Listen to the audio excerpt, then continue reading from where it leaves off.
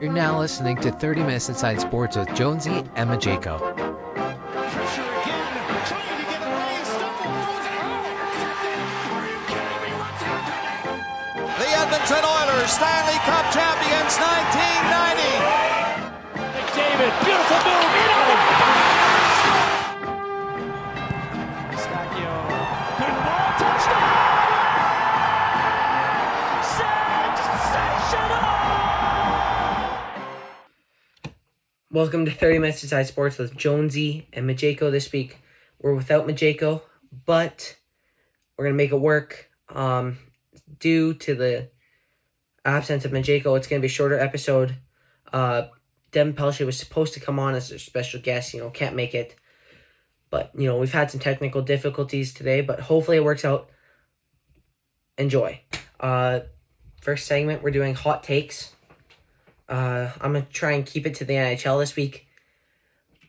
First one we've got is going to be Jack Campbell is going to be a better goaltender than Stuart Skinner this year. Really hot take. I really feel like Jack Campbell had to probably settle in a bit into kind of Edmonton, but I think now they settled in a bit, should have a big year. As well as him, kind of being more of a, or more settled in, I think he'll have, he's got a lot more experience than Stuart Skinner. So I think that'll work out for him, more playoff experience. I've always had confidence in him, kind of burst in my bubble last year, but still going to have that confidence in him this year that he should have a bigger year.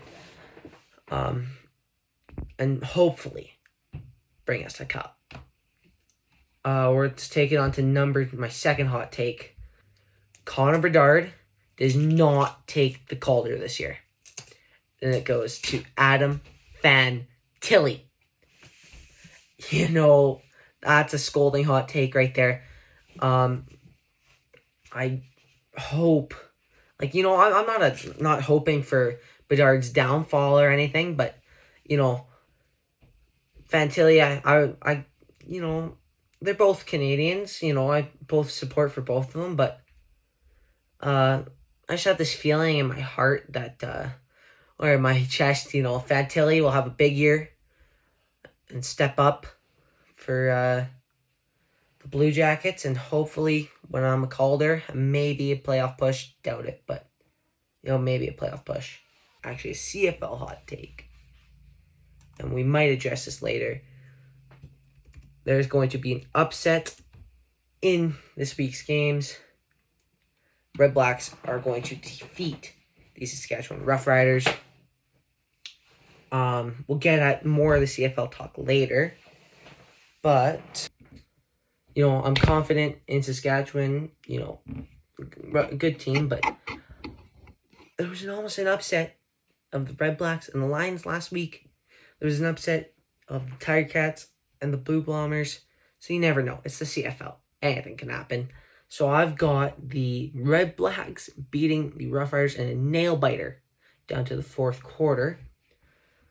We'll take it to our fourth hot take. It's going to bring it back to the Edmonton Oilers. Drake Caggiula has a hot, steaming hot preseason, and he is going to just show his skills back in an Edmonton Oilers uniform. I missed him since his absence,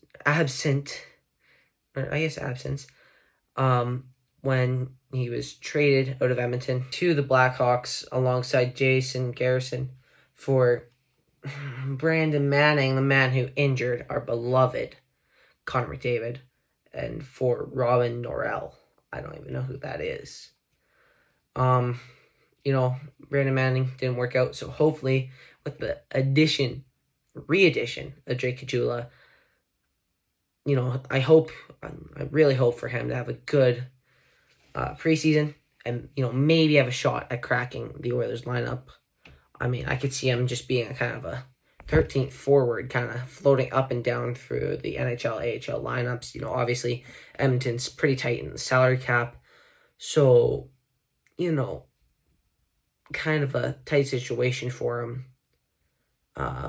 Probably see him going in and out of the lineup and up and down through the waivers system.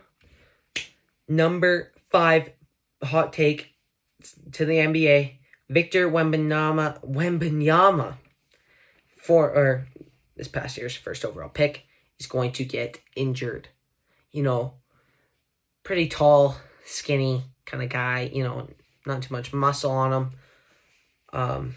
He might have already gotten injured, but I can see him getting injured again. With the Spurs, and I don't think he's gonna win Rookie of the Year. I really he's a generational talent, but I think he'll have a bit of an adjustment period coming over from Europe to North America. You can't really tell until he starts, though, in an actual NBA game, not just Summer League.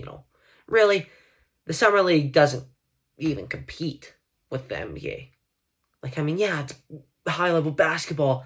It's not close to the NBA. The NBA is the NBA. We're going to take it to our next, it's more of a half segment, but we're going to touch on the Sam Gagner news.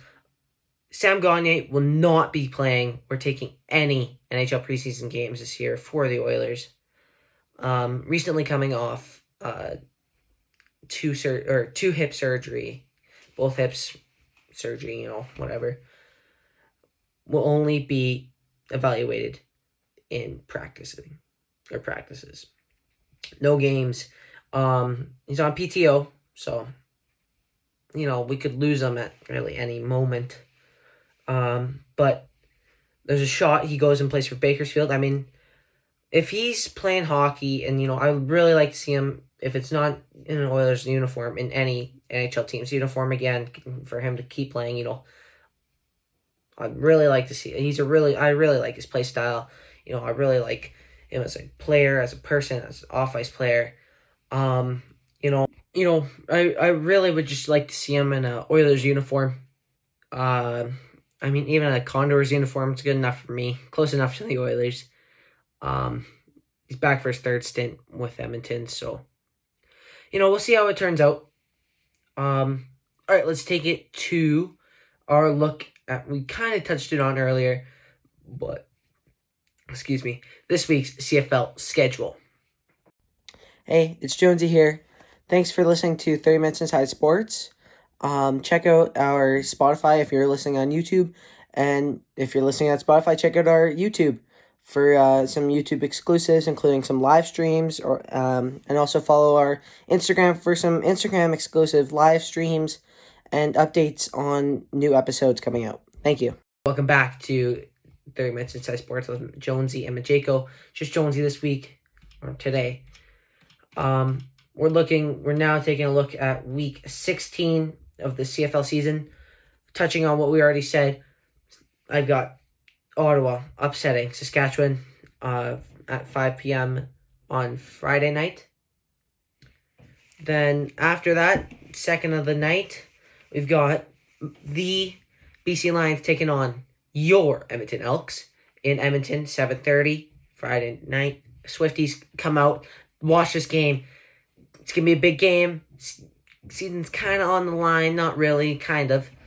You can win 2 tickets to Madrid, Spain, to go watch the Taylor Swift in action.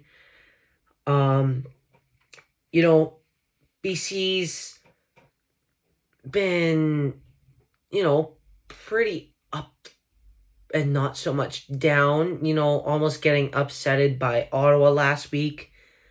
But I'm going to take my Edmonton Elks. The Trey Ford effect is in full effect. I really like how he plays, the dynamics of his game. Like I've touched on before, I really like the way he plays, like I just said. But, he's got some really good targets. Stephen Dunbar may be out this week. We'll take a look sooner than later, but we'll see if he's back and ready. I think he's out for this week, though. Next up, we got Montreal taking on Calgary at McMahon Stadium, 2 p.m. Saturday, kind of afternoon. You know, as a Elks fan, you like to see Calgary lose, but as an Elks fan, you want to see Montreal win this one, lose this one to keep them within a crossover range. And Montreal, again, just kind of like the Elks, ups and downs. I mean, but their record's still much better than Edmonton. Kind of the same thing with Calgary, but I'm going to have to take Calgary on this one. Again, just kind of what I'm hoping for. But yeah, I want to see Calgary take this one. I think we'll see Calgary take this one, coming off a bye week after a loss to Edmonton, so we'll see. And then we've got Hamilton taking on Toronto, second of the doubleheader, last game of the week on Saturday. So that's at 5 p.m. Mountain Time. Hamilton against Toronto in Toronto. Hamilton pulls off the upset against Winnipeg last week. It was a bye week this week. But really, that's a fluke, man. That is a fluke. Hamilton's gonna lose this one. Toronto's gonna take this one. Toronto's 11-1. Chad Kelly effect, again, just like the Trey Ford effect, in full effect. Chad Kelly, rough college career, but I think he's been kind of a little quieter in Toronto, maturing as age goes on. I think obviously I don't think it'll be a tight game. Like I said, the Hamilton game was a fluke, them beating the Blue Bombers. So I've got Toronto as they've clinched their playoff spot. I've got them taking this one.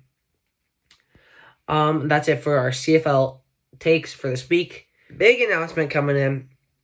We've got a 30 Minutes Inside Sports Hockey Fantasy Draft live stream coming up either Saturday or Monday, probably around 1 or 2 or 2, kind of 3 area on both days, either or days. We got a good lineup of guys. We got Jace Vanderham, Ryan Scorpad, Devin Pellichet, Eli Lamb, Jackson Copeland, Uday Gill, me obviously as the commish. Still looking for a couple more guys, to add on to the lineup, but it's going to be a great lineup. It's going to be great fantasy coming at you. But yeah, watch out for that. Next up, we've got our next segment being Top 10, and it's going to be Top 10 NHL teams going into the 2023-24 season. So yeah, let's take a look at that now. Jonesy here again. Thanks for listening. Make sure to check out the 2 Months podcast featuring Jace Vanderham's dad, Clay Vanderham, and also check out EdmontonSportsTalk.com. Thanks for listening. Starting at number 10, I have the New York Rangers. Solid team. Losing Patrick Kane is going to be a bit of a hit. But, they always find a way to be a good team. I've got them at 10.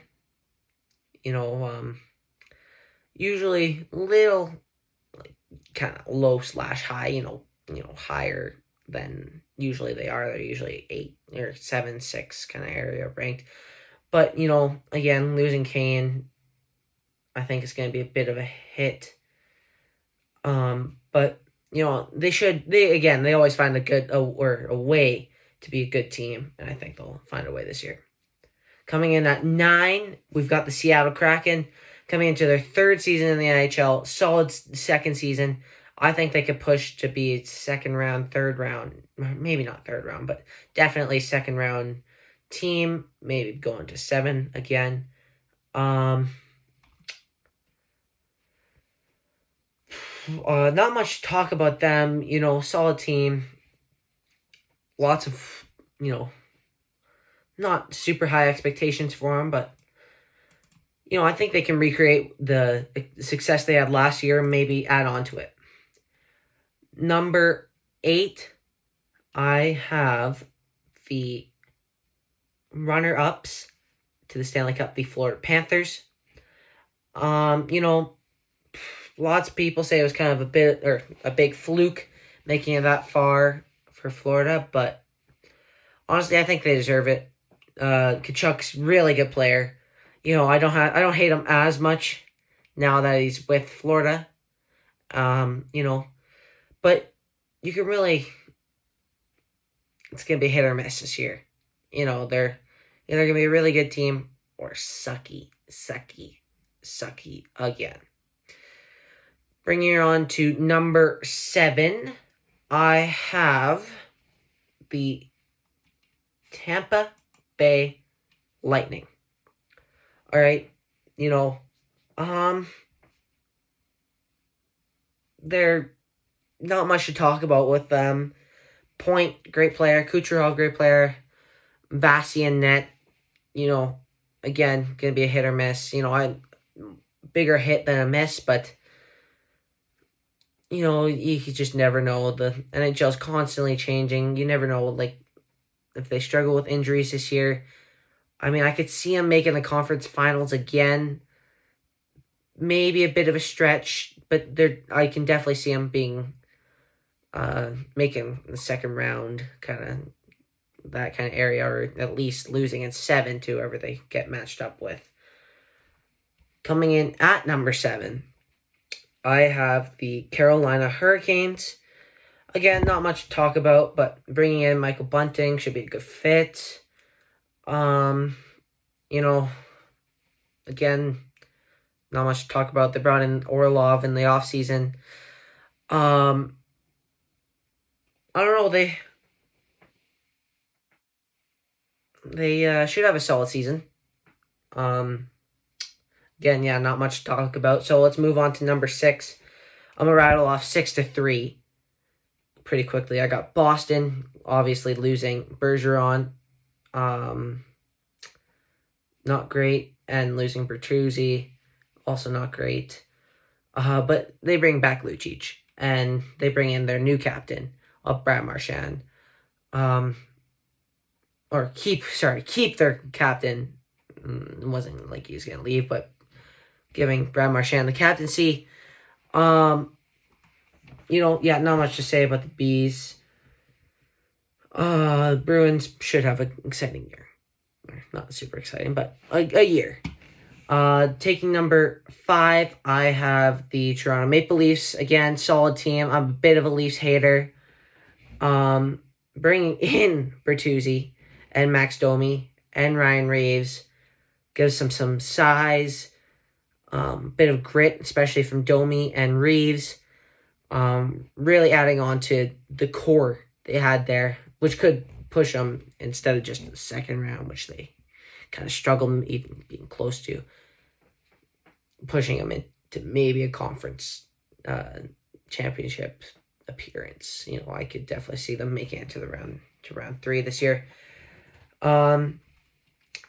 Taking number 4, I believe, I have the Vegas Golden Knights. You know, coming off a big Stanley Cup win. You know, I really think last year would have been, again, Edmonton or Vegas winning that cup, especially. I mean, I guess Dallas would have been a bit of a fight for Edmonton, bit of a challenge, but nothing they could nothing they couldn't overcome. Vegas, you know, pretty much keeping their squad. May struggle with injuries again. Jack Eichel stepping up. You know, hopefully, you know, I hope he has a good season. You know, obviously them being division rivals with the Oilers. You know, I don't want them to succeed too well, but, you know, obviously want them to succeed, as, well, always kind of had a bit of, you know, bias and looked at the Knights like a great team, you know, kind of been on their side, pushing for them, you know. Never won their playing against the Oilers, though. Coming in at number 3, I believe. I'm pretty sure it's 3.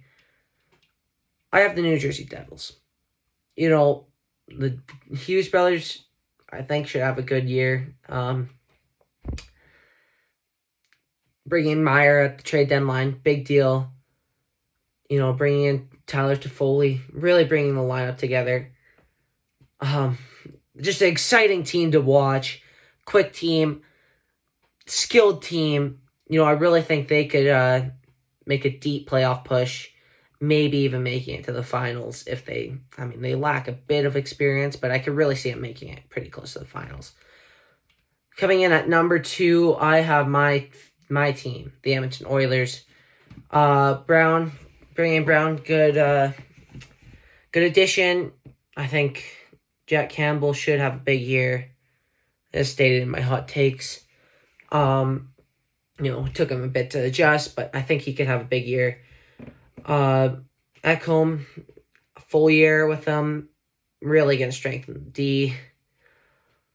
What else about them? Healthy competition in the bottom 6 with lots of guys pushing for a extra spot. Probably going to be only 11 forward spots this year, so that's even going to bring up the competition level a lot more. Obviously, with the Oilers struggling with salary cap. If someone goes down short notice, might not put Edmonton in a great place, but that's just something they're going to have to struggle with, Nothing, again, they can't overcome. But moving on to number 1, I have the Colorado Avalanche having a comeback year after losing in the first round last year. I think they could have a comeback year.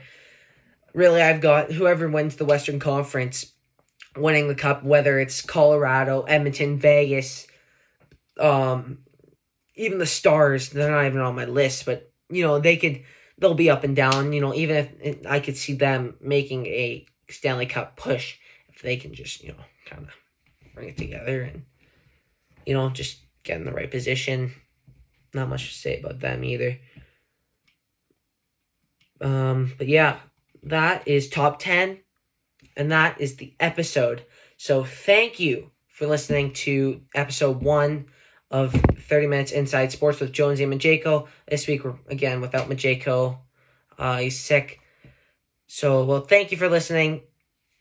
See you next time. Don't forget to check out our Fantasy Draft Live. Should be on either Instagram or maybe we'll see YouTube. Saturday or Monday, probably between 2 to 3 on both or either of the days. Make sure to check that out. Great lineup of guys. Check that out. Thanks for listening. Here's Cornelius in trouble, trying to get away. He will not. Oh, what is he doing? What is he doing? Oh, Nail Yakupov. This guy was an idiot. Why are you so pissy, Leon? Why are you so pissy? I'm not. I'm just answering your... Yeah, you are. When you want to fuck around, sometimes you got to find out. So what is happening? The Elks have won 2 in a row.